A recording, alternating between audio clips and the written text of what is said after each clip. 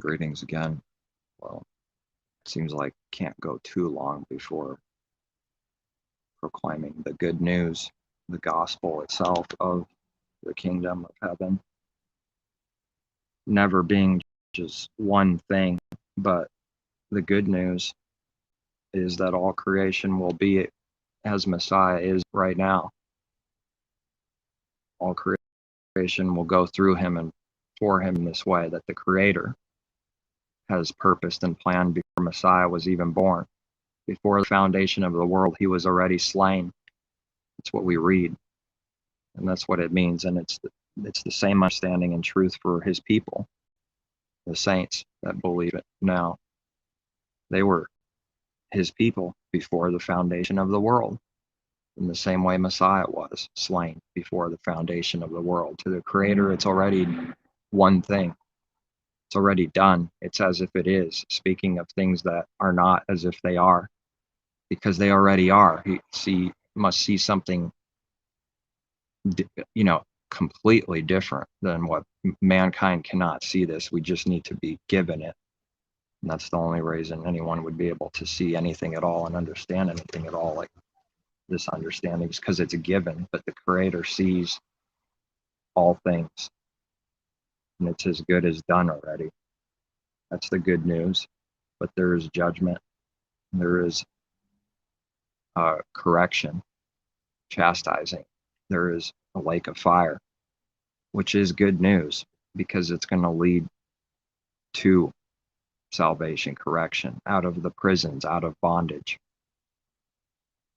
But if anyone doesn't believe in his judgments, they must not be his people. You can't skip his judgments. His judgments are ever present. For every work the heart is doing, he's judging, because mankind won't do it. In fact, we're not supposed to. Judging between good and evil, but not judging for the seeking vengeance and saying this is what someone deserves. That's not our part. This world puts people in prisons, and if you steal, they get caught and take people to, but who's judging the wicked heart? Mankind doesn't do this. There's no system or court for invisible things. All someone has to do is say, didn't do it. No proof. Nobody saw it. But the Creator sees it. He's judging. And so it's all the spiritual destruction. They're being destroyed anyways. They might as well believe and give up their soul and forfeit it, so they can be finding life instead of saving their soul, holding on to being God, holding on to the carnal man, holding on to being right, holding on to not with the heart, seeking the Creator with the heart, mind, soul, with everything they got. With their heart not admitting sin, not admitting delusion, not admitting being blind. They might as well already start doing this, because it's coming anyways, that it's going to be revealed and exposed. It's coming anyways to them. They're already being in the process of being destroyed right now, and they're going into destruction. So might as well believe now. And yet, no one can snap their fingers, but we just hope that the Creator has mercy on someone and that they believe. But it is true. Might as well believe now, because Creator's catching all the beasts in cages. Why? So they can go into the judgment. The picture of the judgment, the metaphor of a true thing, is everlasting chains, age-lasting chains, unto the judgment. Up until the judgment, they're reserved. The Creator is making it a sure thing that no one will escape this judgment. So it's like being in a prison with chains, and it's forever until this judgment. No one will escape it, and this is a good thing, but it's a fearful thing to fall into the hands of the living Elohim, the living Creator. It must be a very fearful thing. So someone might as well start being put to shame right now, here and there, a little bit here and there, and destroyed a little bit here and there. This is the truth. Messiah taught it, given by the Father. All will be destroyed utterly. Wickedness will be pursued until there is no more, like we read plainly. It's like a quote. They'll pursue wickedness until there is none. He's fighting evil. He's going to conquer it. But those that are carnal, the Creator is their enemy. They are the Creator's enemy. they are enemies to him, because the carnal man is wicked. And so there's always going to be a hot, flaming wrath and judgment, spiritual destruction. And he needs to pursue wickedness, which is the flesh, which is spiritually the works of the flesh. It's like a beast, and the works of the beast are the opposite of who the Creator is. Selfish, prideful, hypocrisy, lots of sin, breaking all the laws and commandments spiritually. All of them, breaking one, bringing them all, because they're spirit and they're all one, coming from the one Creator. As long as someone's in the flesh, that we're an enemy then to the Creator. His people are called, you once were enemies, but now coming into the marvelous light. The flesh is an enemy, and that's what he's pursuing and going to destroy. So then those that are under his favor, well, they know something about his favor and his mercy and who he is, that he's good, like we read. And we read simply, he's good. And, we read that because this world doesn't believe that. They're not seeing that. See, being in the flesh, though, he's not good. He's only judging evil because evil's not accepted. So it's not seeing with clear anything yet, because judgment towards someone doing evil is evil. They'll say that's evil. How dare you? And with the carnal person, nothing satisfies them. And so that scriptures that say that they're not satisfied and nothing can satisfy them in the eyes of man is being fulfilled before someone's eyes as they start getting this understanding. Money won't satisfy them. This or that won't satisfy them. They're hating and doing this if you do. They're hating and doing that if you don't. And it really is true. It's like, so then what do you want? Like the question goes to the carnal person. What do you want? Just speaking out of not literally doing this, but just speaking out of knowing these things. What on earth do they want? Nothing satisfies them, and they prove it over and over again with their works towards his people. You prove it with their works that it's like a damned if you do, damned if you don't. So there is no fellowship. Light and dark. No fellowship. If we believe in John, then they'll say, why didn't we believe in him? And if we believe it's from heaven or whatever, they say he's a prophet. And why didn't you believe in him? Or if it's from why didn't you believe then? Messiah's. They said, we don't know. They were thinking on how to answer. They didn't care about truth. And this is what a carnal man is doing with everything. Carnal man, carnal woman. The carnal nature is doing this with everything. It's something like that. It's like nothing satisfies them, and they're always trying to answer right to make their image look good. It's never out of truth. And truth, well, the carnal man hates truth, just speaking truth because it's true, and we love truth. And that's what Messiah did, and we can see the enmity just from reading it. If anybody is utterly blind, they're seeing this, being healed, seeing this. But the church world's not seeing this yet. It's not on their mind. They don't care. I've said the word Pharisee one time around some people, and people froze in Christianity. It's the strangest thing. All you have to do is speak from truth, from the Spirit above, from the Creator Spirit, and say anything that's true, and they freeze. Because that word Pharisee, spiritually, it is those that don't believe ultimately are Pharisees, just different forms, different. It's self-righteous, creating its own righteousness, its own religion, different forms, different ideas.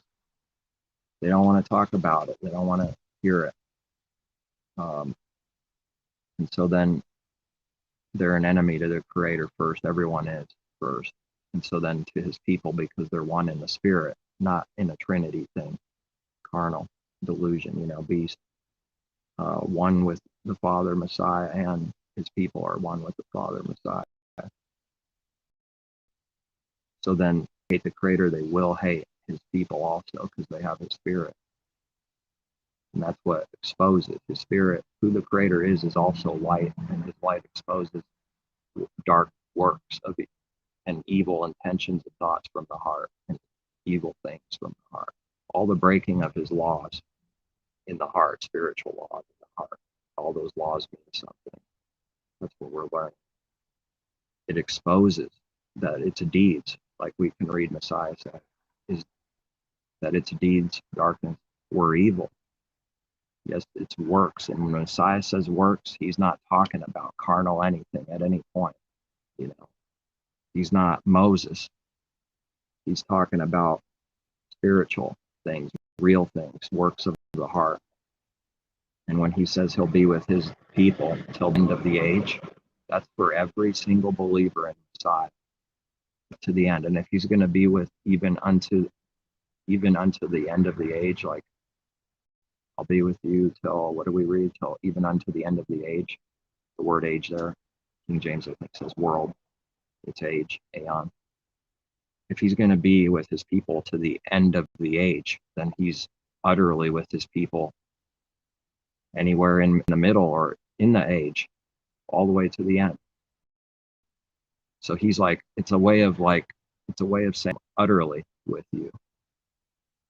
He was with the disciples long ago, but all the way to the end of the age, he's with them. He's and beyond. It's like a double assurance, extreme, you know, with them to the end of the age. And that's for every believer. Those words are for them. For those that have Messiah, he's with them to the end of the age. And it's the new covenant age. Speaking of all things new, the new creation, the beginning of the new creation started with the Spirit poured out on a few, and he's building a kingdom like instead of Abraham's seed, it's Abraham's spiritual seed. He's building a kingdom all the way to the end of the age. And if I'm not mistaken, it's around 2,000 years from Abraham himself to Messiah. And if I'm not mistaken, it's probably about the same time for Messiah to come. Something like that. It took a long time. It's an age. Building a kingdom. And all the promises are for all of them equally, because there's a resurrection of the dead at the end of the age on the last great day. You know, but there's heretics out there and they destroy everything. You know, they destroy people. Yes, they do. It destroys people, but you know what a carnal person will do? They'll attack and do this. This is what they will do out of weakness, out of insecurity, out of being a god, out of sin, out of not understanding. You say that we tell people what they want to hear to give them a false hope and comfort. They do that. They do that. You know, that's the very thing we're watching out for, is not to tell someone what they want to hear. Because that's damage, that's lies, that's destruction, that's evil. You tell someone the truth, period. Not tell someone on the street what they want to hear, because the Creator doesn't even bless that. Now he'll bless the truth, but the carnal man's afraid of the truth. So they'll make those claims and let them make it. Let them make it. You know, they'll be put to shame in due time. Well, they're already being, they just can't see that yet, but they'll see it though. Everyone will see it. And if anyone is a believer, they're already seeing it a little here, a little there. That's what it is. They're already going through the process of being put to shame, exposed. Adam and Eve are exposed, and then they're covered. Strip off that stupid covering of fig leaves of religion and all these other things, and then his covering, his sacrifice. You know, what is it? That's in Genesis, right in the beginning already, sacrifice, covered. The sacrifice in a natural picture to see naturally the spiritual thing, sacrifice for sins, and his covering with animal skin that is sacrificed. The animal sacrifices didn't take away actual sin. That's what the apostle's talking about. So how on earth do you teach anyone anything when we see all these different thousands of drawers in our mind that the Father gives, and you open one drawer and then there's one right next to it, and you can't confuse it or get it all one and mix it up. You have to rightly divide and see each one. You can't give that to anyone. You can't give the Fathers. You can only give them whatever the Creator gives to give. That's it. something about the good news, and hopefully they believe, because I'm sure glad we don't have to do that, because that would be smoking. Just for one person would be smoking, and it doesn't even work. It doesn't work. A little bit of truth, and then you hope they believe. And we can see the proof of what the apostle did as an example. He didn't go and give, this detailed, in-depth understanding over the years that he was given, but something about the good news, something about the message, something about truth, not telling someone you better, straighten up and wear your clothes right, and then command that, and then they do that, and then what? Then what? They didn't do anything. They're still in destruction. They don't have the Spirit, so give truth. It could be anything. However, it could be, because that's how the Creator works. It doesn't matter what the words are, as long as they're actual truth, as long as it's the truth and not a lie. Because anyone that has understanding from the Father and Messiah, they know they can't just go and give their understanding they got to someone and here it is. You got it now? You got it? Okay, do what's good. They won't do it. They won't do it. We didn't do it either. No one did it like that in one day. And it's a damnable thing, the church world, with their false anti-Messiah, because they have no clue what the Creator did. That he speaks to people and did everything through Messiah, the man, a human being, just like us. Yet he gave them a lot.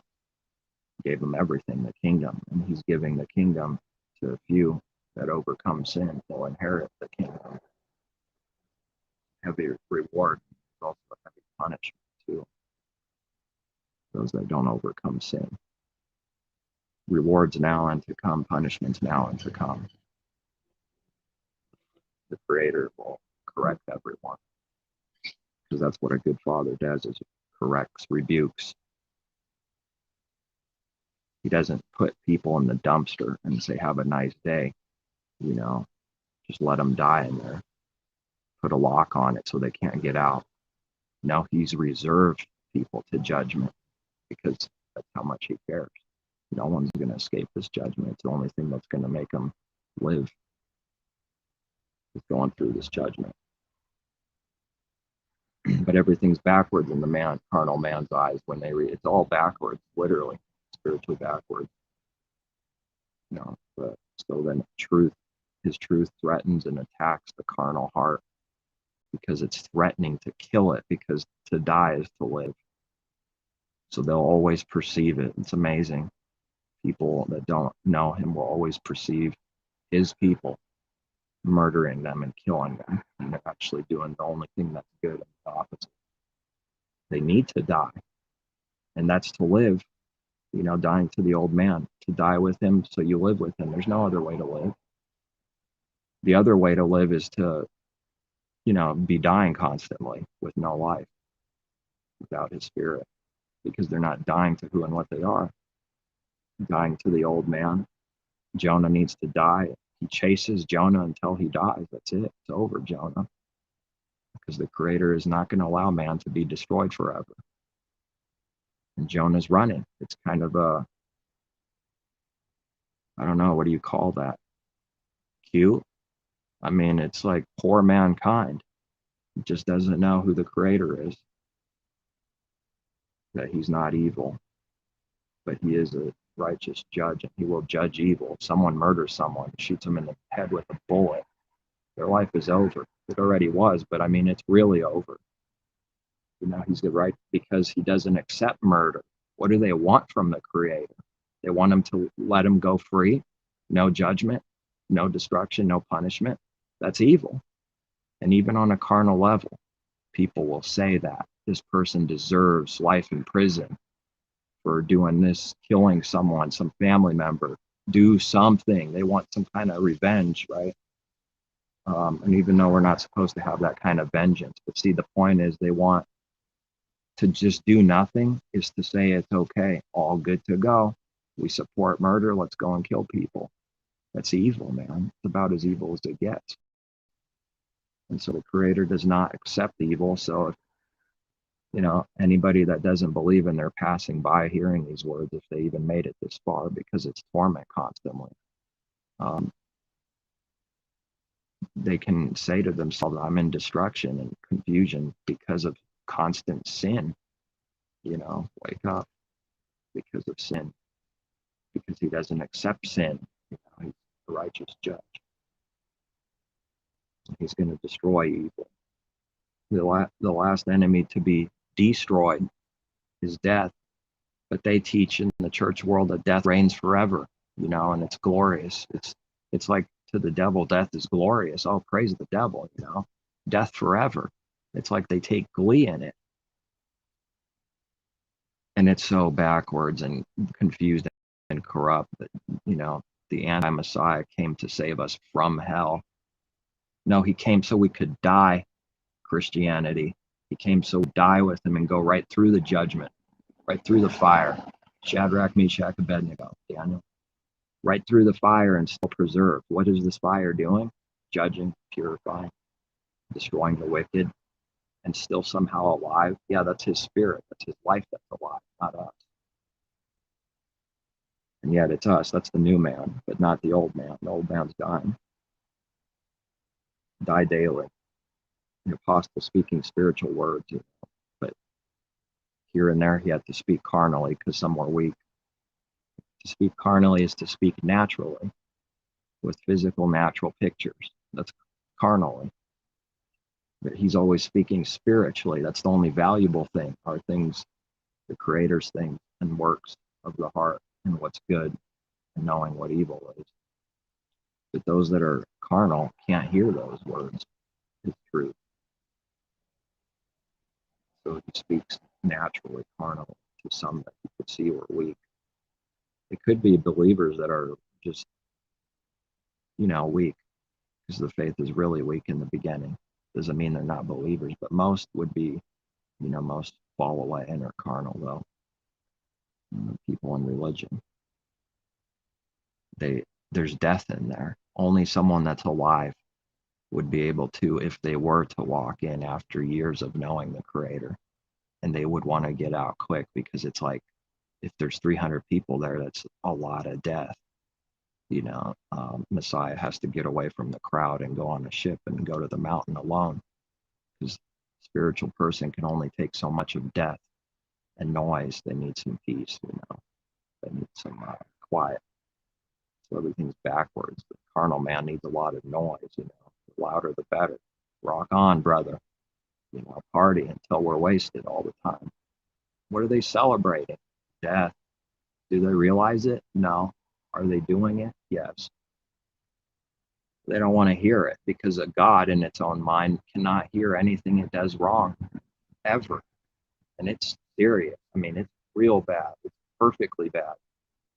A fool does not receive correction. We read that in the scriptures more than once. And simple scriptures start coming alive, because they're real living words that mean something, and it has a reality, and it's scary how accurate it is.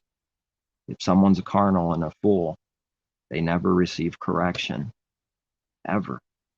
But they'll say we're the fools because someone out of spite goes, proved you wrong. I'm 5. I received correction. And their heart still didn't do it. They just proved to us again that scripture's true, while thinking they prove the opposite.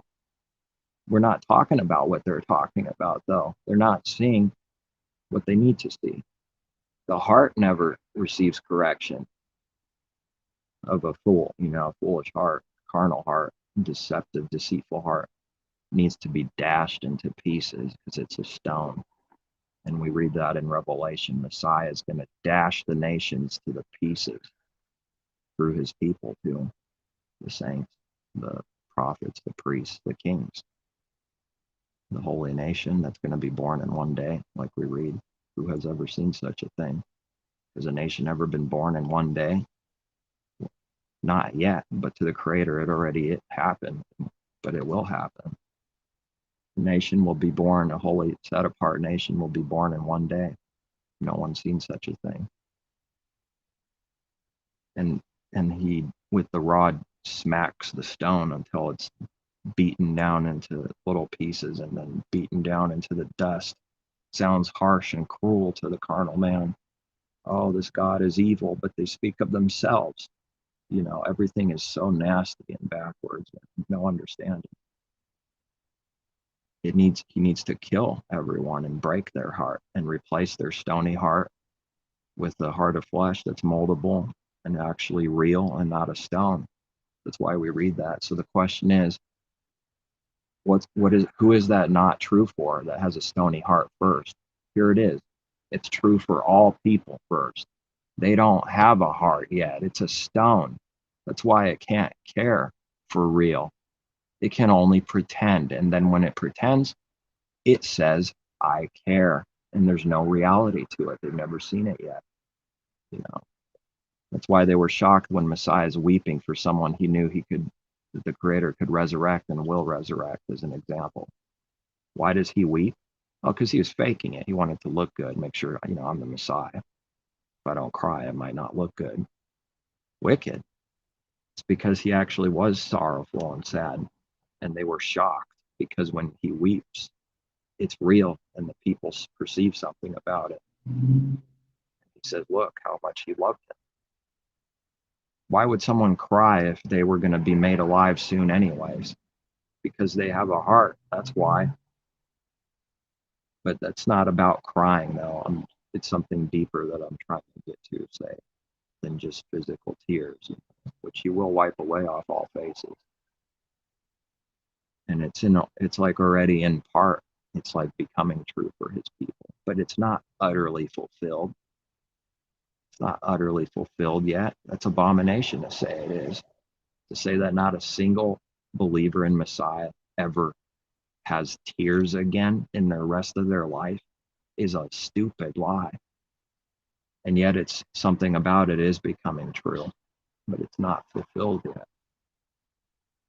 And I read, he'll wipe away the tears for all people, all faces, and all nations. The veil will be removed.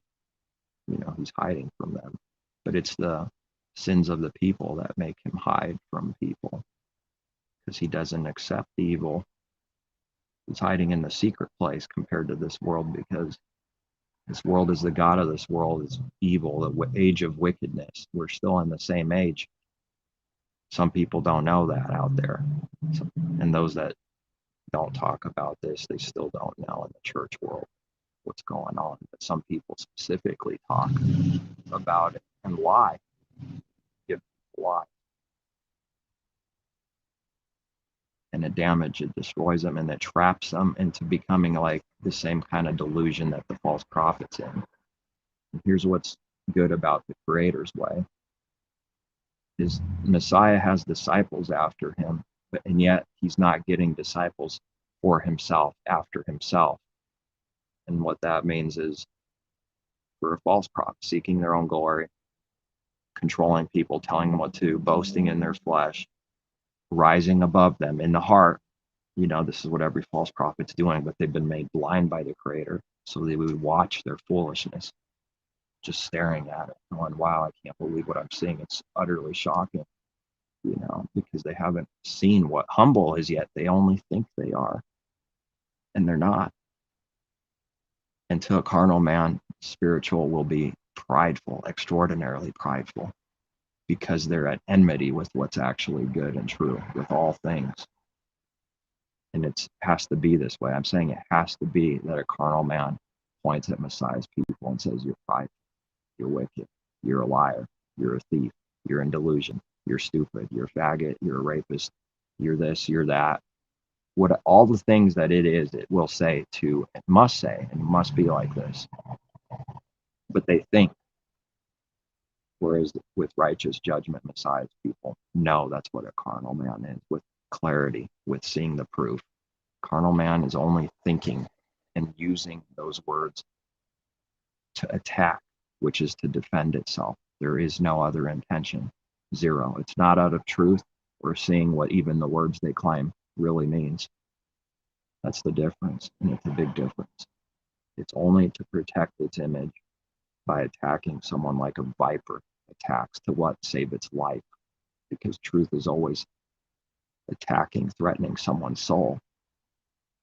So that's all Messiah's people, the Father's people, could ever be to this world. It's a curse.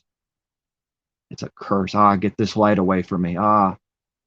Because it's exposing their wicked works, his light, the Father's light, their little lights in the world, and it's threatening their soul, their life, the old man. Die, die, die. You're doing evil, die. And so then they attack what they don't understand and what they hate, and call, what can they perceive? All the things that they are. So they will perceive what they are and call light that. That's all it knows. That's why its judgment's always wrong. It's always false accusations to light. And that's why the apostle said this, because he understood this. A spiritual man judges all things, but he himself is judged by no one.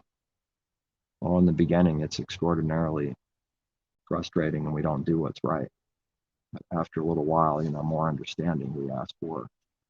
You start realizing it has to be like this, and you start accepting it. And you have more and more peace when you do more and more what's right. And don't resist it.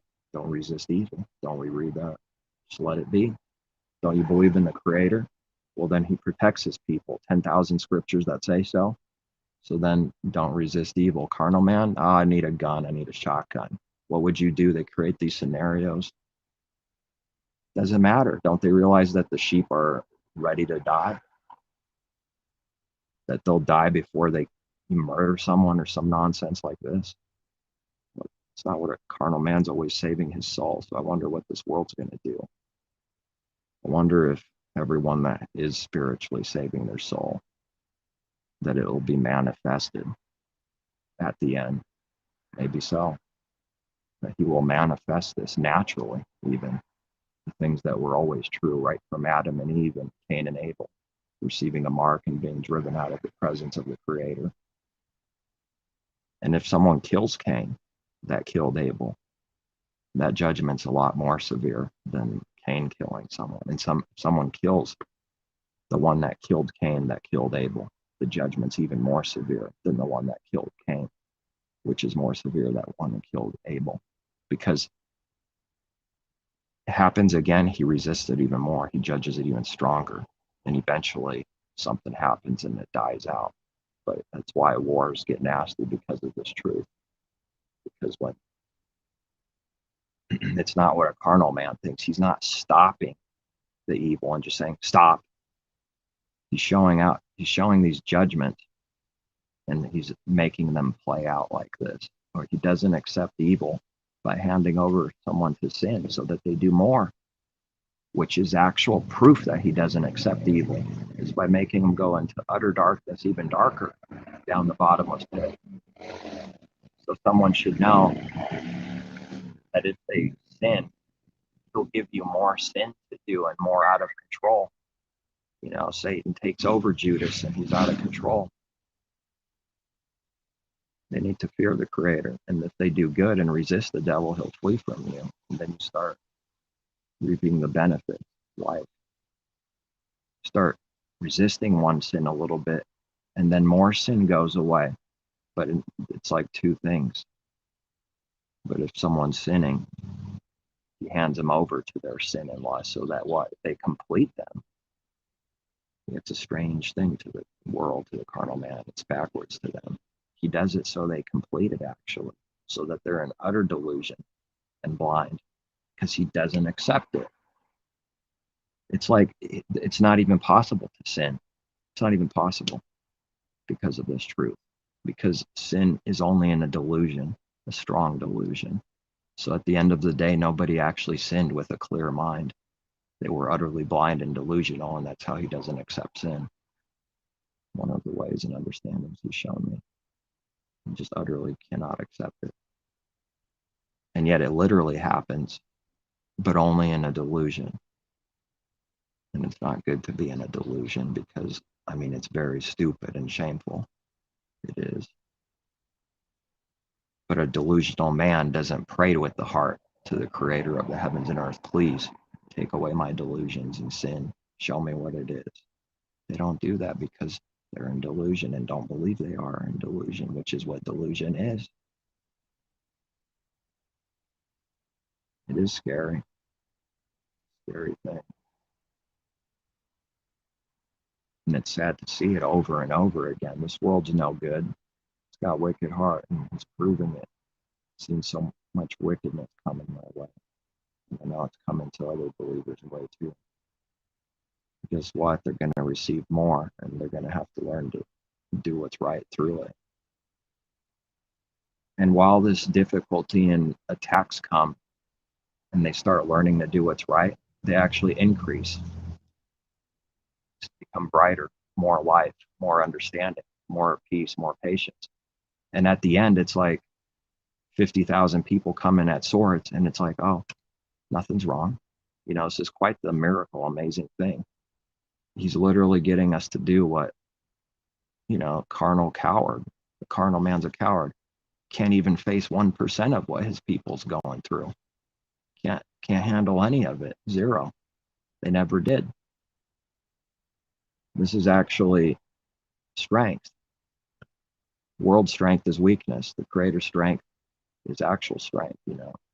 So weak in the flesh, becoming mightier and stronger, richer, but we're not talking about money.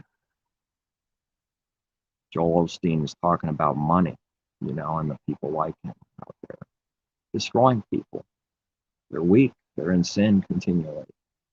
They can claim all they want. They prove it quickly with their heart, you know, very quickly for anyone that's receiving discernment from the Father. They see the evil works and it's like it doesn't exist to them. Well, that's what it is. It doesn't, no big deal, no conscience. Good is evil, evil is good. No big deal. They don't realize how much death they're in until they see life. They don't know what it is. But once again, pride will not allow someone. Nope, nope, nope. That's what it does inside the heart. And I'm not making fun of it out of being better. I'm just out of only truth. That's what it truly does. It's what everyone's heart did and does still. If they don't know him continually. Nope, nope, nope, nope. It resists and cannot believe it's wrong about anything in the heart, and that it's been lying to all its sheep, goats, all the hirelings, and they've been lying and they've been dividing the sheep. That's why we read that. Yes, we even read it. Many divisions they cause because of sin. The many called do this, the leaders of the many called. They cannot accept a single word that's actually wrong that they've ever done. This is scary because the opposite is true. Everything is wrong, and they're saying nothing is. This is being blind. So they will not repent. You know, they taught that Adam was perfect for 30 years to being an elder, a minister. You tell them, talk to them a little bit, show them what's going on, show them scripture, confound them, even with simple scriptures. And next week, next year, 5 years later, they're still teaching the same thing. Adam was shining in glory and perfect and in the Creator's image. That very day, in the spiritual perfect image, like they say, perfect image. And then he went out to sin, like the Creator does, right? Because that's his image. How is it that blind that it can't see that? How is it so blind that it can't see that the Creator's not a sinner and Adam is? So is that who the Creator is, since Adam's in his image? Amazing. No, the Messiah is in his image. Adam was lacking. He's carnal. He was not made in his image that very day. It was not so. It was not good. Like, we don't read those words there for a reason. All the other things, it was so, it was good for every day, except when man's created. It doesn't say it was so or it was good. And it doesn't even need to not say that, but it doesn't say that because it's not so, it wasn't good. So then evil's necessary, and all of this is necessary. The Creator subjected mankind, the creation, into futility so that it can hope. Just like we read, the apostle understood this. He says it plainly. It's not even a parable, something a 7-year-old could understand. It wasn't man's will to do evil and do all these things. It wasn't his idea. He didn't put himself and choose that. The Creator did all these things, and so to subject it and hope so he could have mercy on all, and whatever else we're learning in between for all those reasons too. Doesn't get any. I mean, it's a foolish teaching, but they need to hold on to that because the spiritual meaning, which is secretly Adam is perfect, I'm God, the carnal man is good. That's the spiritual secret leaven. When they say Adam is in his image, they're teaching spiritually in the heart. Carnal man is good, but we don't ever say what we believe, and we don't believe what we say ever. It's always a deception and a lie. Always confusion and masquerading. We do our works in the darkness, never saying what we actually believe and what it actually means. That's what we resist and reject and hide. But somewhere deep inside, we know something about the lie and yet still do it. And then it's over. They get hardened and harder and harder, and they'll never be able to come out of it until the Creator shows mercy. Scary, man. It's because of the judgments of the Creator that man is resisting and doesn't acknowledge his stupid teachings and works and evil. Can't do it because of the Creator's judgment. And they're going, God gave everyone free will, the greatest gift ever. That is the definition of rebellion and all sin. And the church world teaches it for 2,000 years. That is the definition of rebellion and all sin connected to free will. That man can do whatever he wants. Yes, Satan, God, the God of this world, their God, gave everyone free will. In a delusion, through a deception, you shall be as gods. You shall know good and evil and be just as gods, as Elohims. And the devil says, you're God, you're God, you're God. You do whatever you want. You're prideful, prideful, prideful. Nobody can touch you. And everything you have, you gave it yourself to yourself because you're God. And by the way, you're never wrong about anything. And you know everything already. And evidence of learning is abomination. Like Messiah's people, those are the wicked. They're learning and growing. You already know everything. That's evidence they're not believers because they're learning, admitting things they don't know. You're God. And that's what the enemy is telling everyone constantly. As long as someone's in this full-on pride, the Father resists them because he accepts no pride. He has to break him and dash him, throw him down like a man that's 70,000 feet high. The Creator throws him down at 10,000 miles per hour and splat. That's what everyone's going to be spiritually. They're going to be thrown down until they splat. Because it's utter foolishness to be prideful. And it's extraordinarily stupid because he's showing me more and more the stupidity of pride. And if someone doesn't hate pride at any point, they are prideful and love pride. Don't even know what pride is. It's not a sin to them if they don't hate it. Because the fear of the Creator of Yah is to hate pride. To fear him is to hate evil and hate pride. He hates that nasty wink and prideful look in someone. Was it about the literal look? No, it's way deeper than that. He hates that evil look because it's doing it from the heart. It's doing that because of pride. It's steaming with pride. So when someone sees a little light passing by in this world, its heart is literally being changed by the Creator, giving them a spirit and heart of the Creator's good works. And they're not sensing what they see everyone else as. And so they call it prideful because they don't know what it is. It's the truth. Who's going to believe this? What president, what government, what denomination is going to believe they literally don't know what pride is or what humble is? They call it pride, humble, proving they don't know with works what it is. They attack and murder the good works, proving they don't know what it is. Just like I read, the darkness does not comprehend the light. It doesn't know. When are they going to face that they're the little children created by him and not God, the Creator. The greatest blasphemy of all time for everything. Man being God, and their Messiah is God. It's connected to every sin in existence, and breaking every law and commandment that there is from above is for man to be God.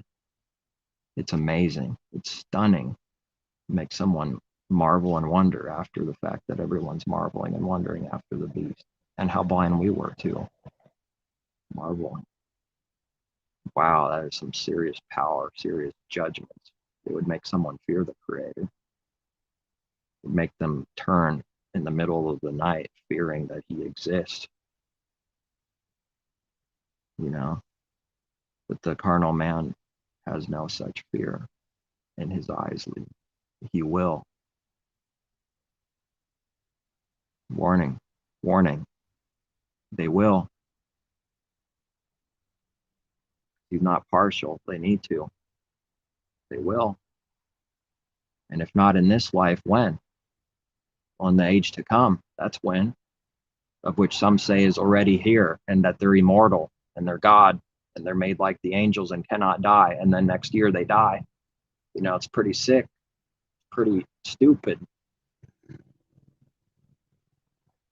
And they deceive people, because if what is to come is already this, then what is to come? Nothing. Death. That's what they're really teaching secretly. That's why it's nasty and sick and a big deal. It destroys everything that's good.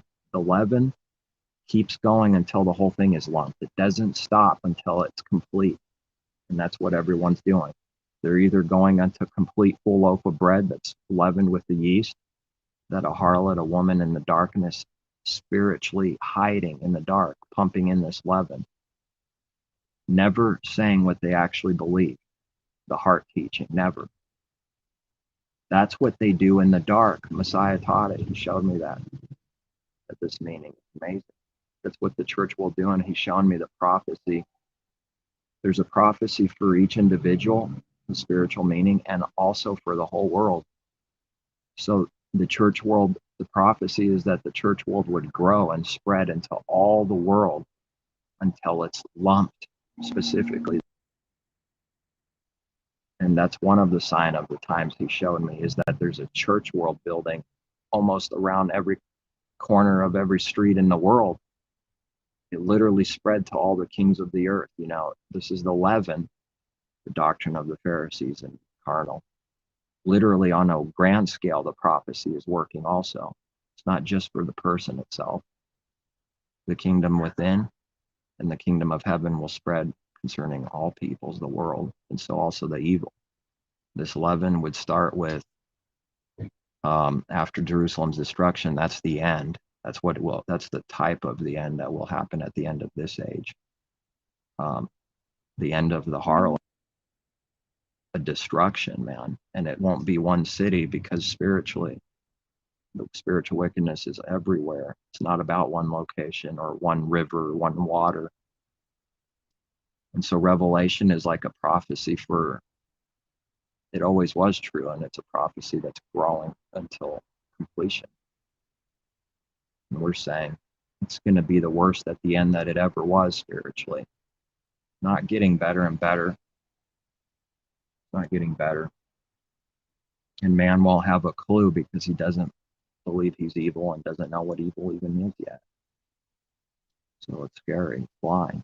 The Messiah is going to come like a thief. He's already come like a thief spiritually within, to those that don't know him. It will be like a thief to them. Everyone, yes, those that died 500 years ago, he came like a thief to them. That's what it's going to be.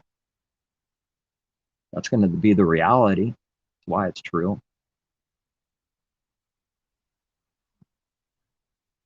The prophecies, the many prophecies of Messiah, Zion, the one that's coming. The Father is coming through the Messiah. That's how he's coming. And he's going to come like a thief in the night.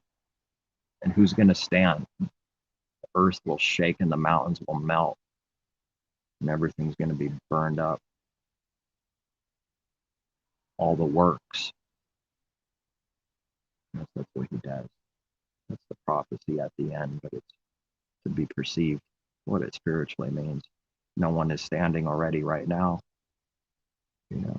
Messiah has come through the Spirit and has found the church world in sin, not repenting. So he takes the lampstand from them. He's teaching us that this is always true too, spiritually. Come in spirit, and John floats away in spirit, not in the flesh. So we get the picture of him floating away and going, okay, now come in spirit. See this? And now he's going, wow, no, this can't be. Come, I'll show you my judgment on the harlot. It's only perceived in spirit, and it's always true because his judgments are always righteous and ever present and true.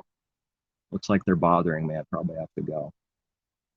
That's why we read, he showed me in spirit. That's why we read in spirit. It can only be, his judgments can only be seen in spirit. But I'm seeing the judgment of the harlot. It's in death. It's diseased. It says, come to whoever's a believer. And he shows you the judgment on them. Right now, they don't need literal frogs in their church building because that was never the true meaning. The natural, the type of the spiritual. Frogs represent foul spirits, ribbit, and they're kind of freakish and they just suck things right out of the, and a foul spirit's kind of nasty like that. Like a frog, they jump, the spirits jump. And I've said that a lot even before really seeing what frogs represent. Man, the foul spirits are jumping in that person, man. It's true. And the birds represent foul spirits, different things. Okay, it's like a bird, it's like a frog, it's like a bird eating the flesh. And we read that Isaiah, eating the flesh, pecking on the flesh. It's always true spiritually. They're being destroyed because Satan is for the destruction of the flesh, these judgments through the enemy like this. Destroying them. They might as well forfeit their soul. They're dying anyways. They might as well die to who and what they are instead of hang on to what's dying. If you can make the picture physical, this is what it would look like. It would look like a man or a woman, doesn't matter, and its arm gets chopped off. It says, okay, you need to forfeit your soul. You're dying. No, I'm good. And then another hand gets chopped off and a toe gets chopped off. He's being destroyed and the birds are eating his flesh and he's dying. And as long as he is resisting, he's not forfeiting his soul, denying himself. He's being destroyed like that. It is utter foolishness, but it is through a blinding. No one would do that if they weren't blind, utterly blind. But the stupidity is that bad, though.